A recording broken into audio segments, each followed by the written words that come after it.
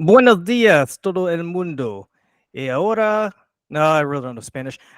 Good afternoon, everybody, and welcome to the Movie Pope podcast. And Sanchez, you're fired. Today we have another great guest on the show. We've got Allison Graham here. She is an actress and writer, and she is going to be chatting with us about her career and what she plans on doing with this writing thing. Because I don't know if you people know this, writing is a bit tricky. If you've ever watched any of the other videos on the channel, especially the Bushwhackers, it's really weird. But before we dive in, remember to like, comment, subscribe, and please share this video with everybody that you know because we are looking to grow our audience. And just so you know, the movie Pope has expressed his concerns about these interviews. So if you really want to see more of these interviews, please smash that like button and even leave a comment saying, "Hey, movie Pope, let Luca do his thing. He knows what he's doing." And let's dive in. Allison, how are you doing on this fine Friday afternoon? Awesome. Thank you so much for having me.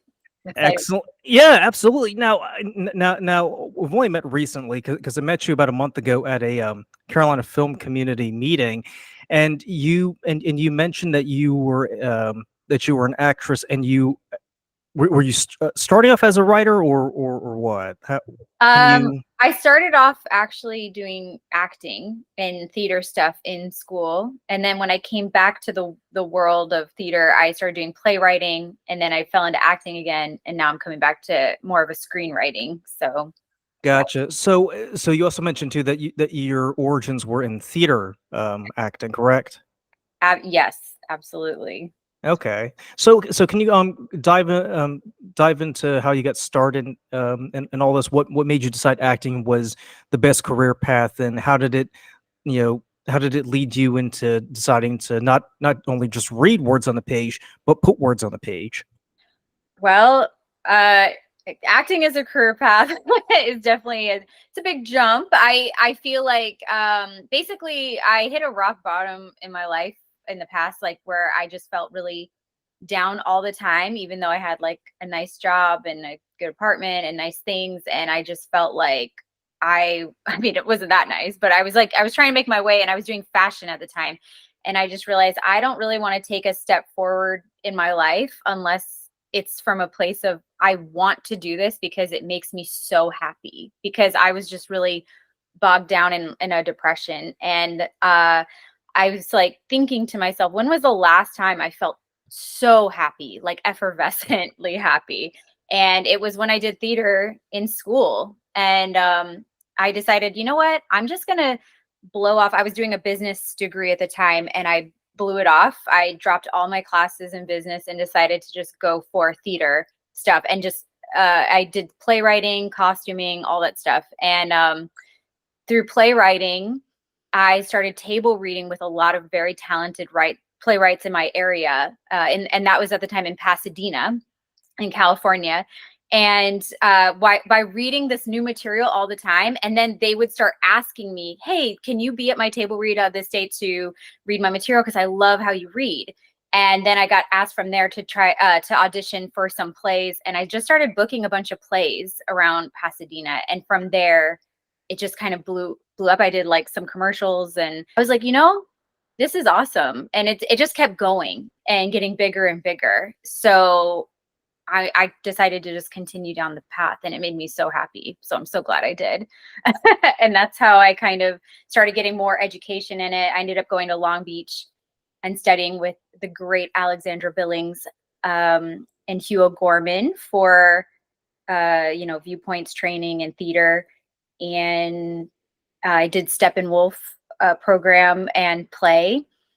And yeah, my theater background just got bigger and bigger by following that thread in my life of joyous living, really. And I'm so glad I did because now I'm here.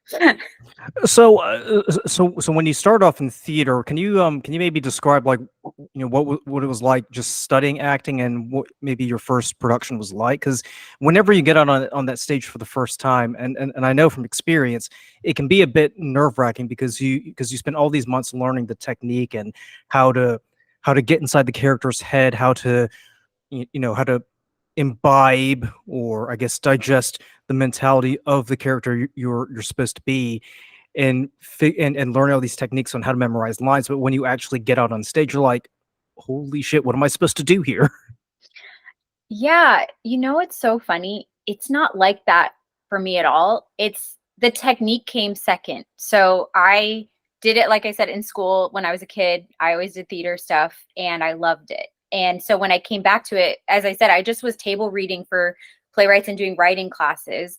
And but I would instinctually pick up on the tone of that writer and how they wanted me to, I don't know, how I thought they would want me to read it, basically, by Right.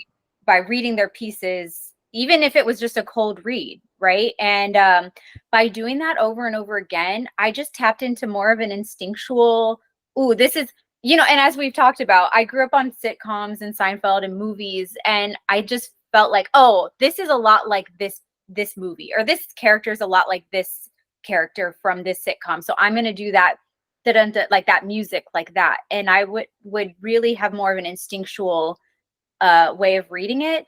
And Hmm. then by doing that, I got asked to audition for a play, and I ended up auditioning the Pasadena, PCC, and I was like, and I just booked that. And so after that started going on more and more, that director started training me and just telling me my notes. And I started picking up the technique basically secondary, because I was just going from my own instincts. Hmm. As I went deeper into my training, like especially at Long Beach and with the Steppenwolf program, and later on I went on to study Meisner technique in New York at the Bill Esper studio. Basically, they're just like tools in your toolbox. I still like to go instinct first. I read something and I get a gut feeling of how it should be, and then I take notes on that. But the training and the technique is just more tools for my toolbox. It helps me, like, especially Meisner. You're just, the way you can just read things off the person in theater when you're reading with somebody, and you take everything off of them and react, and it just makes things more lively. It's just more fun, rules of the game, basically. Like, what are we going to do today? And if something is more like a Greek tragedy, then you're going to opt for different tools than you would with a sitcom, single cam kind of. Yeah, So and I was going to say, because I remember someone telling me once that not one technique is going to be used for everything, right? right. So to your example, if you were if you were being approached for, let's say, Antigone, for instance, you would use Stanislavski's method, for example. Whereas if you were asked to do play viola, I think in Twelfth Night, then obviously you would use a different technique. You're not going to use the same approach, because these characters are coming from different backgrounds, and they're motivated by different things, right? Whereas Antigone is more motivated by duty and honor. Viola, maybe she's more interested in just trying to nail that guy.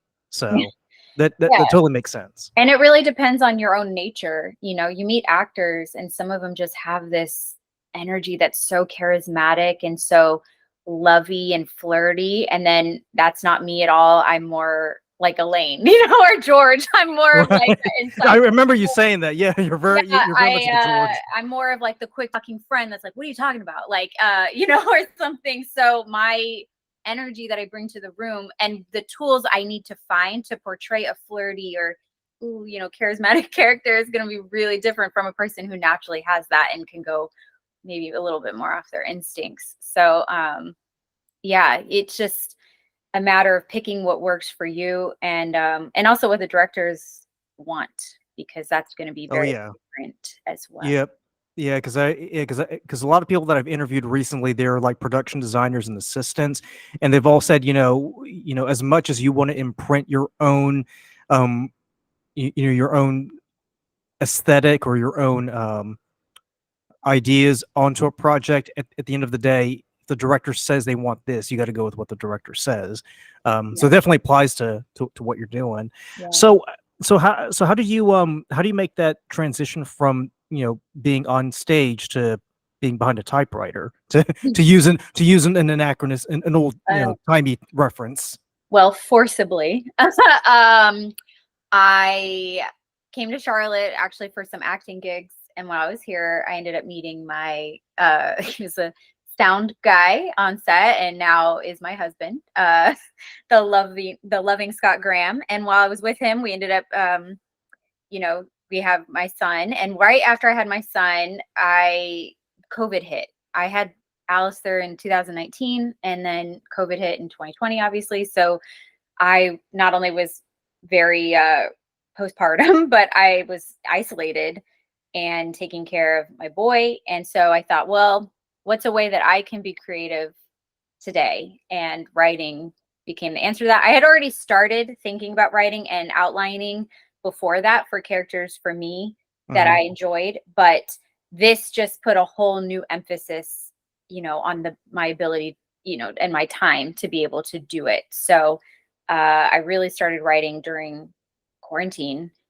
And Now, what were you writing? Were you writing like short stories or just like outlines or like small scenes? What I were they? did some outlines, I did some short films, and then I did some free writing, creative writing, like short stories. I actually did a challenge 1 month where I did a story a day, and it was just a very simple outline that had like all the plot points, like boom, boom, like a pasto, like plot point. And I like doing stories like that very quickly because it helps me make creative decisions. So I just started playing with my imagination in that way. And then I came up with, the one I'm working on now also during that time. But features are so much harder. I've done a lot of shorts, a couple short plays, short stories, but I find feature films very difficult to stay focused on. So this is the one I'm trying to conquer it and turn it in this year to people to critique it. So that'll be interesting. Right, right, and and I majored in film in college, and when I took a screenwriting class, I thought, yeah, this is going to be pretty easy, but the first screenplay that you get, there's like red marks all over, and you're like, yeah, you need to account for this, this, and this, and how are you going to actually do this? And you're like, oh shit, like, oh man, maybe I bit off more than I can chew. So I definitely feel your pain on that one. So so I want to backtrack a little bit. So you start off writing because you're in this malaise, and you're living in probably like one of the worst pandemics in human history. Did you did you have a foundation to go off of, like in other words, did you do any writing as a little kid that you could kind of call back on, or was this all brand new for you? No, it was brand new because my only background in creative writing was playwriting. As I said, like when I first started, I did some playwriting, but screenwriting is totally different. So I was trying to go off pure instinct again, which is kind of how I started acting, because I'm like, oh, I can tell a good story. But then I started to realize when I was trying to write features, no, you need some technique behind you. You really need to start studying. And so yeah, like you can't just go off pure instinct with a feature length film. To make it good, I think you have to study a little bit. And so I ended up doing a writers group online and a class that was LA based, Pilar Alessandro, Uh-huh. her class. And she's great. Awesome class, awesome group. And Lee Jessup's group. And so I did a little bit of that, but I had no background in this. It was really acting was my background, and reading other people's work and watching other, people's stuff. That is my background for all my Yeah. imagination. Yeah, to be fair, I mean, Shakespeare did start off as an actor as well before he got into writing, so that's not too Mhm. far fetched of a jump. So I guess the next question would be, what informs your writing? What influences you? What influences me is I know it's a loaded question, but yeah, everything life. It's very much right now, or what I came up with when I was in quarantine was how addicted and how weird it was for my only social interactions to be virtual or through social media. That was my um inspiration for what I'm writing now and trying to and submitting to Austin. I feel like just only being able to correspond with my loved ones, my friends, and everybody in classes with through this little screen that I also use to talk to strangers. I thought that was just the weirdest thing because it makes you feel weirdly connected to people you're not connected to. You know, it's like the parasocial relationship, like people Right. who are influencers, people who are celebrities, but use their phone like they are talking to you. I find that to be a really strange mixture for my brain personally. And I see it in a lot of other people. Like they're talking to these, you know, pop stars or influencers or whoever that they do not know, like they are best friends. And I'm like, that's not your friend. That you don't know that person. You can actually have a friend and not really know them. So why, like that you've actually talked to in life. So why do you think you know anything about this person? And then they get so offended when they do something that they don't like because they feel personally betrayed, which makes sense. So because we're all corresponding on these devices. So, anyways, that was my inspiration for this. I just found it a very something I want to speak on, you know, something I just want to talk about and examine in a film. Um, you know, and this idea of, I don't want to say cancel culture because it's such a buzzy word, but just feeling like betrayed by people that you feel like you know online and why it's such a gray area. And particularly those that are in this, you know, religious communities that are using social media to recruit. I find that very, especially living now in Charlotte. When you live in Charlotte, there's a big, a very Christian, a large megachurch community here, and I'm just kind of grappling with that as a person on the outside. I'm not from here. I don't Yeah. know anything about it, but a lot of social interactions are through church groups and church meetups, and it's just interesting to me. So I wanted to write on that and my experience, basically. Well, yeah, and yeah, and I was gonna say because I mean, I mean, especially within the past, 20 years, where technology has caught up to the point where where it's easy to connect with people, but it's also very easy to dehumanize people as well because we've reduced them to an image or to or to an emoji or to an icon, and you kind of forget, you know, that name that you see on a screen, that image is an actual person. Now, whether or not that really is a person or if it's just AI, that's a whole different conversation. But I think it's safe to Well, say yeah, that, that's the next frontier, right? Like yeah, how we've yeah, used our devices to talk to our best friends and loved ones. Now we're using it to talk to strangers on the internet. What's next? A fake person, like a fake, you know, like a not even real person. And we need to examine this a little bit. I think I want to stop and examine it a little bit through film and through my characters because I think it's worth taking a deep look at. You know what I mean? I yeah. It'll be think like reality it'll fiction. be like that movie You Got Mail, but a bit more sinister. You know? You got me. Yeah, yeah, a bit more sinister. I would say it's more like the movie Her.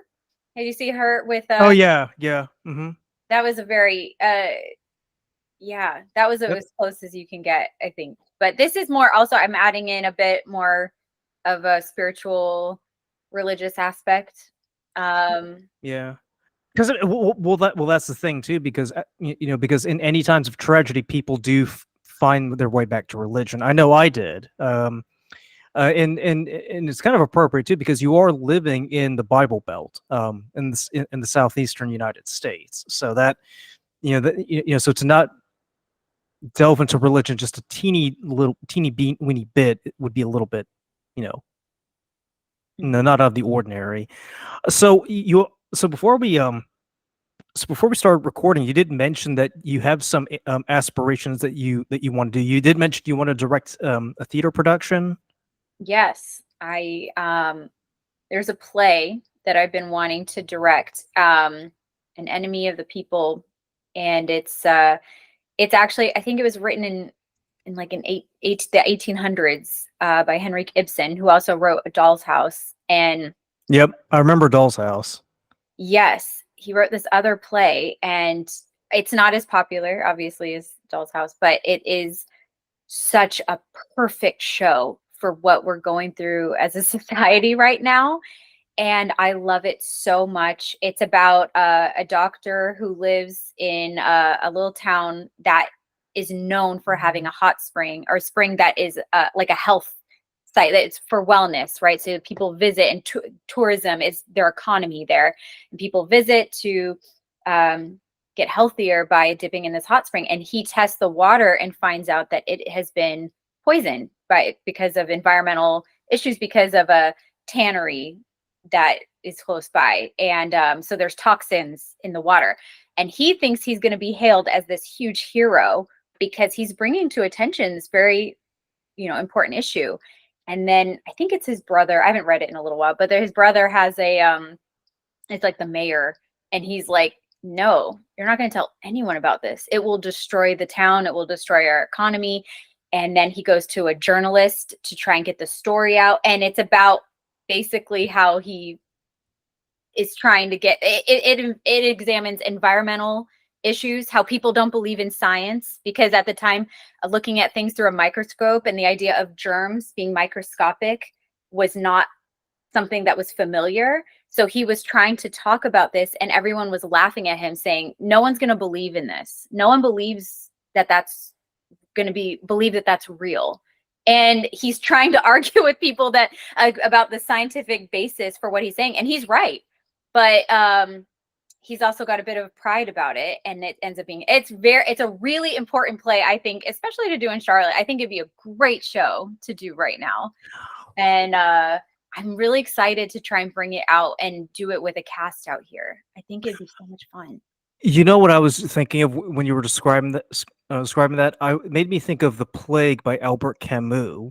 And what's fascinating is that what we read in The Plague pretty much mirrors what we've seen over the past few years, where we've had to deal with an outbreak and people dying in the streets, and places being locked down. And as you mentioned that, I was like, you know what? It'd be cool is if Allison would, take The Plague and adapt it, to stage, because I'm looking on right now. I'm looking on Wikipedia. I don't see anything that says it was ever adapted to stage. Oh, So I think that might be something that will be worth the go. Just for sure. I mean, check it out. and I think, and I haven't read in a long time because I had to read it for my French class. I think what happens is it's kind of it's kind of this thing where even though it's set in the 40s, when this cholera epidemic breaks out, people begin reverting to the sort of religious hysteria that we saw in the Middle Ages. And the doctor, and I may be misremembering it, so if I am, those of you familiar with The Plague, let me know in the comments below. I think the doctor tries to like bring some rationale, but he ends up getting kind of sidelined. They're like, no, shut up, this is the wrath of God, you don't know what you're talking about. So I definitely think that would be something worth taking a look at. I guess what would be nice if you could sort of take the two works and kind of like merge them together. Oh, that would be cool. Or maybe, do an act from one and act from another, or just do them both. Like if we know, Yeah, because well, what I was thinking of, and I'm just shooting the breeze here. What I'm thinking of here is maybe you take elements of The Plague, where this town, this health spa town, kind of supposedly has this cure for the plague, and people go there, and then the doctor finds out, oh wait, it's actually not doing anything. Because you remember how people were told you got to take, what was it? It was like horse tranquilizers or crap. Yeah, yes, I do remember that. And people actually fell for it. So I'm thinking maybe if you can incorporate some elements of that in there, that'd be pretty cool. So besides theater, have you met or spoken with anybody, or have you started trying to get your name out there in the theater scene? Because I know Charlotte can be kind of tame compared to big places like LA, New York. I have not. I've been very isolated, not just because of COVID, but just being a mom. I feel like it's really been challenging because I've been making friends in different circles that are more based on parenting and support that I need for taking care of my baby. But now he's about ready to enter TK, and I feel I've started going, as you know, to like some CFC meetings and trying to get back out there and start Yeah. finding that side of myself that I basically had to lose a few years ago and You're be never gonna stop being a mom, Allison. yeah, no, but I do feel very far away from the person I was that was acting and writing so much. And just when I came out to Charlotte, or when I started doing playwriting, even, I really had so much, what is the word? Like just momentum. Like I just felt, you know what? This is what it is. And Right. this is what I do now. Since I've been taking care of like a home and my baby and everything, I've been out of it for a little bit, but I feel called to come back to that side of myself. So I'm excited to hit the ground running. And thank you so much for, offering me a place on the show, but also like just meeting people. It's so cool because that's exactly what I need right now to get back into more. I've been going back into the theater scene more out here because it's more joyous for me. It's more it's grounding for me. Now, now, I know you said that you're newly arrived to Charlotte, but how did you feel about some of these theaters closing after the pandemic? Oh, What were it's your thoughts so on that? sad. I know they were like the first ones to close up and the last ones I think to get back open. Like it was so hard for them. And I feel like we need theater now more than ever. People need that human interaction. We need to be putting down that technology and seeing something in front of us and taking a break and taking something in as a collective. Hmm. Um, yeah. So another reason again why I feel very motivated. I mean, movies are awesome. I love movies and TV, but we've got a lot of almost more isolating because we're just at home sitting there watching it. We're not even going to theaters anymore. Movie theaters to see things unless it's some big totem pole film for the year. And I think theaters really we should have more of a movement towards that if we want to start reconnecting.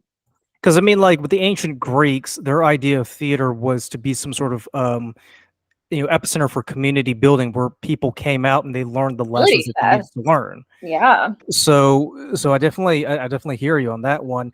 Do you do you have any plans, or has the idea ever crossed your mind to maybe start an acting company or theater company? Because I've spoken with a few people in the area, and they were inspired to do it after a few years, Yeah. especially after the pandemic.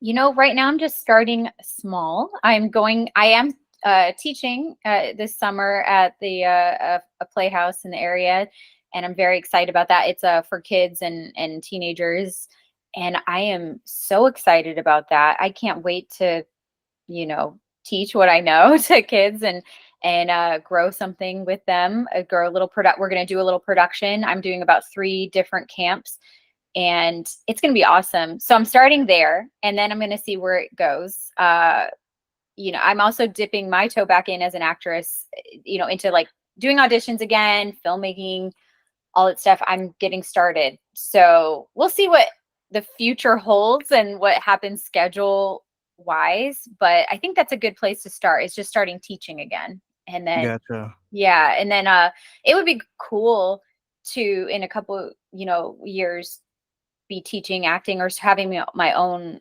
company, but it's not what I'm looking at right now. Right now, I'm looking at strengthening my skills as a screenwriter, strengthening my skills as an actress and a teacher, and then we'll see where, when it feels right, if I might start collecting a group. But I would like to direct a show under a different group or get involved with a group that always has things going on and start contributing. That would be Got a place for me right now. Gotcha. Well, I mean, we're still early in 2024, so anything could happen. Yeah. Um, I'm finishing so up my feature now, the Austin Film Festival. I wanted to submit to that. The deadline is on the 19th of this month, and then there's a oh, late deadline in May. So I was shooting for hopefully that to finish this feature. So I just held a table read for it, for a part of it last month. So I've been doing rewrites since then, and that was so scary, so hard. I don't know if you've ever written something and done a table read for it, but it's so much harder being on the side of the writer than an actor that shows up to read a part. I was shaking, man. It was so nerve-wracking, but it went really well, and the actors did great, and it gave me so much good feedback, and I heard everything wrong with it, so I can properly go back and rewrite some things.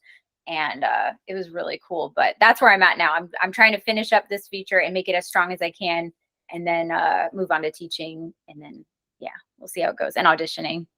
Gotcha, gotcha. So, so we're coming to the end of our episode, but before we do, if people want to learn more about your work, or if they want to reach out and see who you are and what you're all about, where can they go? Well, I do have an Instagram, Allie B. Graham, Graham, on Instagram there, and then that's kind of it for me right now. I don't have much up. Wish I had more to promote, but I'm really just getting started, getting back out there. But if you want to collaborate or work on a writing project together, or need an actor for something, DMing me on my Instagram is the perfect place to do that. Excellent. And Allison, before we sign off, as this is a movie podcast, I have to ask, what's your favorite movie or TV show that you've seen recently that you just can't wait to tell people about? Oh, that is such a difficult question. I should have warned you this at the very beginning, but yeah, I would have been thinking about it the whole time. I don't know. Well, because I've been kind of watching a bunch of shows right now. I've started watching Palm Royale, which I love in terms of the set, the costumes. I don't know if you have it. It's on Apple TV. Oh my gosh, it's beautiful. It's a beautifully done show, and Ricky Martin looks incredible. And I love Kristen Wiig. I love the cast. But yeah, that's a really good show right now. But a favorite movie that I always think about right now, Death Becomes Her. I just recently rewatched Death Becomes Her, and I absolutely love that movie. I think it's so funny. And Goldie Hawn, Meryl Streep, and Bruce Willis. Like, how do you get more iconic than that? It's just incredible. It's so funny. I quote that movie all the time, and I feel like no one knows it. So if anyone's listening that hasn't seen it, go watch it. You will not be sorry. It's a different side of Bruce Willis, because we're just so used to, yippee-ki-yay. And then no, this is a very different role for him. Yeah, and it's kind of like Moonlight, if you think about it. Comedy really suits. He really nails it in this piece. He's so good. He's so good. Yeah, it's great. Have you seen Death Becomes Her? No, I've only seen episodes of Moonlight, but I kind of get the feeling of where you're going, because I think that was like his first sitcom role, and that was with Sybil Shepherd, and that was like back in like the late 70s, early 80s. This was back. This was back when like all the big name stars like Tom Hanks and everybody else were just getting their start in TV at that time. Yeah, this is a whole other. This is a glam, super. I can't express enough how funny and beautiful and amazing this film is. It is. You'll go back to it over, and it's something you can watch on a rainy day. Like, it's so good. And Bruce Willis is fabulous in it. And yeah, he's very different than his usual character. So he's in like a love triangle kind of thing, and it's so good. Please watch it and get back to me about it. All right. I mean, I will. Definitely will now. Yeah. When I recommend things to people, I always want to hear a play-by-play of everything that you think about it, even if it's good or bad. If you do watch it, because I think it's good. I'll tell you what. I mean, you did recommend it to a movie review podcast, so I will definitely give it a watch, and I will definitely give my 2 cents in a later review episode. But Allison, I can't thank you enough for taking the time to be on the show, and thank you so much everybody for watching. And remember to like, comment, subscribe, and as always, thank you, and we'll catch you on the next one. Bye.